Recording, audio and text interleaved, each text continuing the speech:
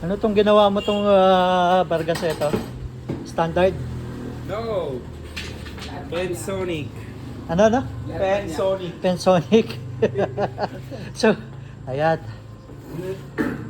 Ginawa po ng gasol. Ginawang standard yung high pressure namin.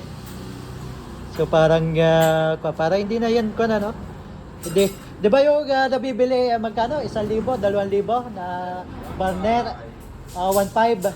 Tapos pagka wala pang isang taon ay puro kalawang na at saka bulok na. So ito, Malit pa yun, sir. sa maliit ito, high pressure. Tapos stainless na kaha. Jumbo. Oo. So yan. Ilalagyan lang siya ng gas line.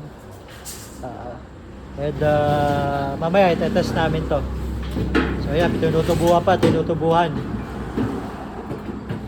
Okay, kung sinong may gustong magpagawa ng ganito, chat lang kayo or mag-message lang kayo sa number namin, Facebook, o kaya sa TikTok. Kasi na rin po ng stars. Okay. Sa page. So yeah, parang pa talaga, no, standard na double burner. Sila. Pero ito high pressure burner. Hindi to low pressure, no?